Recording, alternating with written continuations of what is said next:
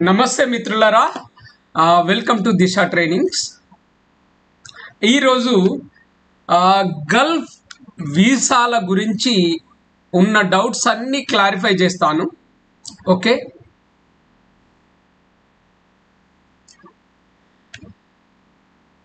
ఒకటి ఈ డౌట్లు క్లారిఫై చేసే విధానం కూడా ఒక ఎగ్జాంపుల్ తీసుకొని నేను చెప్తాను. మన డాక్యుమెంట్ కంట్రోలర్ ఒక స్టూడెంట్ ఉన్నాడు. ఆయనకు 85,000 సాలరీకి ఓకే ఆఫర్ లెటర్ ఇచ్చారు. కాకపోతే ఆఫర్ లెటర్లో ఇతని ప్రొఫెషన్ ఏంటి? డాక్యుమెంట్ కంట్రోలర్ కదా. డాక్యుమెంట్ కంట్రోలర్ వీసా అంటే ఆఫర్ లెటర్లో రాయలేదు డిజిగ్నేషన్. ఏమని రాశారో తెలుసా? జనరల్ మేషన్ అని రాశారు. ఏంటండి డాక్యుమెంట్ కంట్రోలరు వీసా రావాలి కదా, జనరల్ మేషన్ వీసా ఇస్తే ఎలా? డిజిగ్నేషన్ ఏది ఉంటుందో ఆ వీసా పేరు కూడా అదే ఉంటుంది. సో డిజిగ్నేషన్ ఏంటి? డాక్యుమెంట్ కంట్రోలర్ ఉండాలి. అతను డాక్యుమెంట్ కంట్రోలర్. కానీ అతనికి వీసా ఏ వీసా ఇచ్చారో తెలుసా? జనరల్ మేషన్. ఇప్పుడు ఆ అబ్బాయి ఆలోచనలో చూడండి. ఆ అబ్బాయి ఆలోచన ఏంటంటే, నేను నా వీసా ఏదైనా పర్లేదు, నేను చేసే పని మాత్రం డాక్యుమెంట్ కంట్రోలర్. నాకు వచ్చే సాలరీ 85,000. ఆ 85,000 సాలరీ వస్తే ఐఎమ్ వెరీ హ్యాపీ, వీసాతో నాకు సంబంధం లేదు అంటాడు. ఎందుకయ్యా అంటే, నిజానికి తనకి ప్రొఫెషనల్ వీసా ఇవ్వాలి అంటే అక్కడి గవర్నమెంట్కు కంపెనీ ఎక్కువ డబ్బులు కట్టాల్సి ఉంటుంది, డిపాజిట్ చేయాల్సి ఉంటుంది. సో లేబర్కి అయితే తక్కువ డిపాజిట్ చేయాల్సి ఉంటుంది కనుక లేబర్ వీసా తీసుకున్నారు. అబ్బాయి ఏంటంటే ఏమంటాడంటే స్ట్రేట్ అవే, క్యా వీసాకో షాదీ కర్నా హై క్యా? నేను వీసాతో ఏం చేసుకుంటా? పెళ్లి చేసుకుంటానా? నేను అక్కడికి వెళ్ళడానికి, పని చేయడానికి నాకు పనికొస్తుంది. That's it. నాకు సాలరీ కరెక్ట్ వచ్చినంత కాలం నాకు వీసాతో సంబంధం లేదు. అది ఏ వీసా అయినా పర్వాలేదు, లేబర్ వీసా అయినా పర్వాలేదు అని అతను అంటున్నాడు.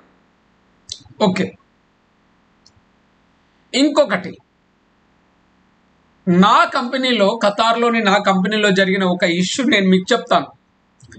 అర్జెంటుగా ఒక వ్యక్తికి వీసా ఇష్యూ చేసి అతన్ని రప్పించాలి. మా కంపెనీలో ఓన్లీ ఇంజనీర్ వీసా ఉంది, ఒకటే ఇంజనీర్ వీసా ఉంది. వాడ లేబర్. కంపెనీ ఏం చేస్తుంది చెప్పండి? వాడి కోసం ఇంజనీర్ వీసా ఇప్పించారు. ఆ ఇంజనీర్ వీసాలో అతన్ని రప్పించారు.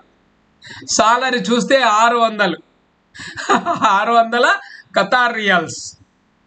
పేరు గొప్ప, ఊరు దిబ్బ అంటారు చూడండి. అద మోందిస్ ఇంజనీర్ అంటారు, అరబిక్లో మోందిస్ అంటారు. వీసానేమో ఇంజనీర్ వీసా, చేసేదేమో లేబర్ పని, సాలరీ 600. అంటే చూడండి అక్కడ సిచ్యువేషన్. కంపెనీకి ఒకే వీసా అవైలబుల్ ఉంది, ఆ వీసాలోనే అతన్ని రప్పించారు, అంతకు మించి ప్రాబ్లం లేదు. సో నేను ఇంకొక సిచ్యువేషన్ చెప్తాను. దుబాయ్ నుంచి ఒక అబ్బాయి కాల్ చేశాడు. ఆయన ఇంజనీర్, బేసికల్లీ సివిల్ ఇంజనీర్. ఈయనను తీసుకెళ్ళి ఒక ప్రాజెక్ట్లో వేశారు.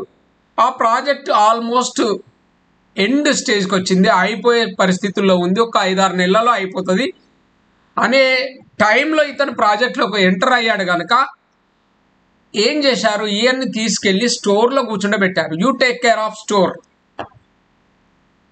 ఏమంటాడంటే, సార్ నేను డిప్లొమా ఇంజనీర్ని, నన్ను తీసుకెళ్ళి స్టోర్లో పెట్టారు. స్టోర్ వల్ల నేను ఏం నేర్చుకుంటాను? స్టోర్లో ఉన్నదేంటి?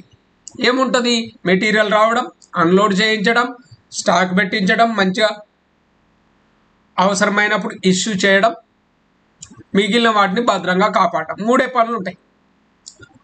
అరే నేను ఇంజనీర్నయ్యా, నాకు కన్స్ట్రక్షన్లో ఉంటే నేను ప్రాజెక్ట్లో పనిచేస్తే నాకు నాలెడ్జ్ వస్తుంది, ఎక్స్పీరియన్స్ వస్తుంది, ఎక్స్పోజర్ ఉంటుంది, అది నా జీవితానికి నా భవిష్యత్తుకు ఉపయోగపడుతుంది. నన్ను తీసుకొచ్చి స్టోర్లో పడేశారు అని ఆ అబ్బాయి బాధ. ఓకే, నేను ఒక్క మాట అడిగాను, నీ సాలరీ కరెక్ట్ ఇస్తున్నారా? అవునండి, 4500 dirhams salary, they are paying me happily. 5 నెలలు అయిపోయింది, అదే నాకు 4500 dirhamsే నా సాలరీ, నాకు ఎంతనో అంత సాలరీ వస్తుంది అని చెప్పాడు. నేనన్నాను, ఎందుకు బాధపడుతున్నావు? వాళ్ళు చెప్పారు కదా, ఇప్పుడు కొత్త ప్రాజెక్ట్లోకి వెళితే నిన్ను సివిల్ ఇంజనీర్గానే తీసుకుంటారు, నీకు వేరే పొజిషన్ ఇస్తారు. ఇప్పుడు ఏంటంటే already they gut sufficient man power in the project. అంటే ఆల్రెడీ అన్ని పొజిషన్స్ ఫిల్ అయి ఉన్నాయి కనుక మిమ్మల్ని స్టోర్లో పడేశారయ్యా, ఎందుకు ఇబ్బంది పడుతున్నావు అంటే, కాదు సార్ నేను ఒక్కటి నేర్చుకోలేకపోతున్నాను అని. కానీ స్టోర్ కూడా కన్స్ట్రక్షన్లో ఒక భాగము, దాన్ని యూ ట్రై టు ఎంజాయ్ అని చెప్పారు.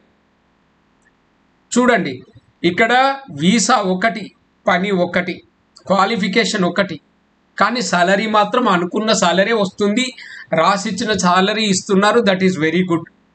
కొన్ని పాగల్ కంపెనీలు ఉంటాయి, ఇంజనీర్ను కూడా లేబర్గా, అంటే ఈయన స్టోర్ కీపర్ కదా, you are working as a store keeper, I will give you 1800 dirhams అని అంటే, అట్లాంటి విధవా కంపెనీలు ఉంటే అప్పుడు మనం బాధపడాలి, అప్పుడు మనం అక్కడ ఉండొద్దు, వెళ్ళిపోవాలి. మనం we have to complaint to the ministry of labour, అదంతా ఉంటాయి ప్రొసీజర్. సో ఇలాంటి సిచ్యువేషన్ కూడా ఉంటాయి. ఓకే, ప్రొఫెషనల్ వీసా కావాలి అనుకుంటే, నిజానికి ఆనెస్ట్గా చెప్తున్నా, ప్రొఫెషనల్ వీసా కావాలంటే గవర్నమెంట్కు వాళ్ళు ఎక్కువ డబ్బులు పెట్టాలి. అందుకోసమే వాళ్ళు ఏం చేస్తారంటే కొంచెం లెవెల్ తగ్గించి వీసా ఇవ్వడం జరుగుతుంది. ఒకటి ఏంటంటే ఫ్యామిలీ వీసా కావాలి అనుకునే వాళ్ళకు, ప్రొఫెషనల్ వీసా కావాలనుకునే వాళ్ళకు so no escape. Family visa అంటే ఒక 3500 4500 dirhams సాలరీ ఉండాలి, దెన్ ఓన్లీ, అంటే బేసిక్ సాలరీ ఉండాలి. అప్పుడు మాత్రమే వాళ్ళు ఫ్యామిలీని స్పాన్సర్ చేసుకోగలుగుతారు కనుక, వాళ్ళకు వీసా ఇచ్చే అవకాశం ఉంటుంది కనుక, తనే స్పాన్సర్ చేసుకోగలుగుతాడు కనుక ఓకే ఉండాలి. కానీ అవన్నీ కాదండి, నీకు సాలరీ ఎక్కువ ఉందా, నువ్వు ఫ్యామిలీ వీసా తెచ్చుకోవచ్చు, నువ్వే స్పాన్సర్ చేసుకోవచ్చు, అది పెద్ద విషయమే కాదు. సో బెటర్ ఇవన్నీ ఆలోచించొద్దు. లేదండి నేను ఇంజనీర్ను, నాకు ఇంజనీర్ వీసానే కావాలి అని అనుకున్నారు అనుకోండి, ఆ వీసా కూడా ఇస్తారు, ఆ వీసా వస్తుంది. మనం అట్లనే, అంటే నాకు నా డిజిగ్నేషనే ముఖ్యము అనుకున్నప్పుడు అదే తీసుకోవచ్చు, ప్రాబ్లం లేదు. చిన్న చిన్న కంపెనీలు అఫోర్డ్ చేయలేవు, పెద్ద పెద్ద కంపెనీలు అయితే వాళ్ళు స్టాండర్డ్ రూల్స్ అండ్ రెగ్యులేషన్స్ ఉంటాయి, వాళ్ళు ఫాలో అవుతారు. సో మనకు డబ్బు సంపాదనే ముఖ్యము, నా వీసా ఏంటి, వీసాతో పని లేదు అనుకున్న వాళ్ళు ధైర్యంగా వెళ్ళొచ్చు. ఎవడు చూడడు, మిమ్మల్ని ఎవ్వరు ఏమనరు. అక్కడ గల్ఫ్లో ఎలా ఉంటుంది అంటే, ఒక వీసా మీద వెళ్తారు, ఒక వీసా మీద పనిచేస్తారు. ఈ వీసా అనేది just medium to reach there. అక్కడికి మనం ప్రయాణించడానికి, అక్కడ మనం బతకడానికి, సర్వైవ్ కావడానికి ఒక వీసా అంతే, ఉండడానికి. కానీ మనం దాన్నే మైక్రోస్కోప్లో పెట్టుకొని భూతద్దంలో చూస్తూ ఉంటే things will not move in our favour. Okay, మీరు హై పొజిషన్లో ఉన్నారు, వెల్ ఎడ్యుకేటెడ్, హైలీ క్వాలిఫైడ్ అంటే మీరు అలాంటి క్వాలిఫైడ్ కంపెనీలో చూసుకోవాలి, ఆ కంపెనీలు క్వాలిఫైడ్ వీసానే ఇస్తాయి. ఒక్కటే there concern is they don't want to give you so and so visa for not to deposit money in the ministry of labour. ఆ వీసా కోసం ఇంత డబ్బు డిపాజిట్ చేయాల్సిన అవసరం ఉంటుంది కనుక, అది చేయడాన్ని అవాయిడ్ చేయడానికి మాత్రమే వీళ్ళు ఇలాంటి కథలు పడుతుంటారు. మిమ్మల్ని ఏదో హర్ట్ చేయాలి, బాధ పెట్టాలని కాదు. So take things lightly. సింపుల్గా తీసుకోండి. ఒకవేళ మీరు రియల్గా ప్రొఫెషనల్ అయితే you can ask for the visa, ఇస్తారు. లేకపోతే నేను రానండి అని చెప్పొచ్చు, ఏమి ఇబ్బంది లేదు కదా. I'm sorry, I don't want to come, ఈ వీసాలో నేను రాను, నాకు ఇంజనీర్ వీసా ఇస్తే వస్తాను అని చెప్పొచ్చు. ఏదో ప్రొఫెషనల్ వీసా ఇస్తే వస్తాను, మేనేజర్ వీసా ఇస్తే వస్తాను, సూపర్. ఇలాంటివి మనకు డబ్బే ప్రధానము, మన బతుకు అక్కడికి వెళ్ళి మనం ఏదో సంపాదించాలి, సాధించాలి, మన కుటుంబానికి క్వాలిటీ జీవితాన్ని ఇవ్వాలి అన్నప్పుడు ఇవి చిన్నవి నేనైతే నెగ్లెక్ట్ చేయమనే చెప్తాను, పట్టించుకోవద్దని చెప్తాను. కాకపోతే if someone tries to degrade you purposefully, don't accept.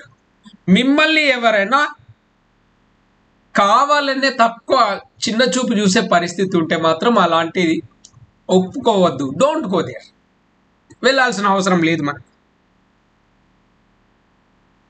అది కూడా చెప్తున్నాను, అవునా? సో ఫ్రెండ్స్, ఐ హోప్ వీసాల గురించి, వీసా టైటిల్ గురించి, డిజిగ్నేషన్ గురించి ఏమైనా డౌట్స్ ఉంటే మీరు రాయండి. మనం మళ్ళీ చెప్తున్నాను, మీ కామెంట్స్లో రాయండి. మనం అక్కడికి వెళ్ళి పని చేయడానికి ఒక మార్గం, ఒక టూల్ మాత్రమే ఈ వీసా. దీనివల్ల సపోజ్ జనరల్ మేనేజర్ అని ఇచ్చాడు అనుకోండి, ఏముండదు ఆడ. జనరల్ మేనేజర్ వీసా ఇచ్చి 1200 సాలరీ అంటే ఏమైనా అర్థం ఉందా? లేదు కదా. సో ఇవన్నీ పట్టించుకోకండి. సాలరీ ఒకటి చూడండి, సాలరీలో కాంప్రమైజ్ కావద్దు.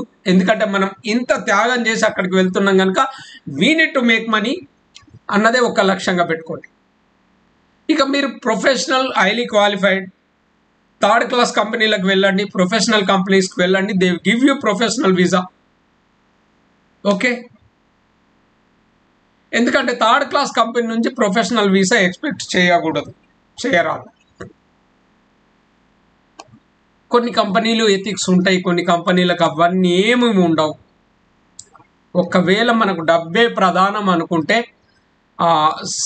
ఫస్ట్ కేసులో అబ్బాయి డాక్యుమెంట్ కంట్రోలర్ అని చెప్పాను కదా, ఈ జస్ట్ క్వాలిఫైడ్ ఇంటర్మీడియట్ 12 చదివండి ఆయన, అంతకు మించి క్వాలిఫికేషన్ లేదు. కాకపోతే గల్ఫ్లో పనిచేసిన అనుభవం ఉంది, మంచి అనుభవం ఉంది కనుక అతను పట్టించుకోలేదు. నాకు ఈ డిజిగ్నేషన్తో పెద్ద విషయమే కాదు, నాకు సాలరీయే ముఖ్యము, హ్యాపీగా వెళ్ళాడు. సో ఫ్రెండ్స్, ఐ హోప్ ఈ డౌట్స్, చిన్న డౌట్స్ మీకు క్లారిఫై అయినాయి అనుకుంటాను. ఏదైనా ఇబ్బంది ఉంటే, మీకు తెలియకపోతే you just give me A comment, I will reply. లేకపోతే మన నెంబర్ తెలుసు కదా, 8500626888కి కాల్ చేయండి.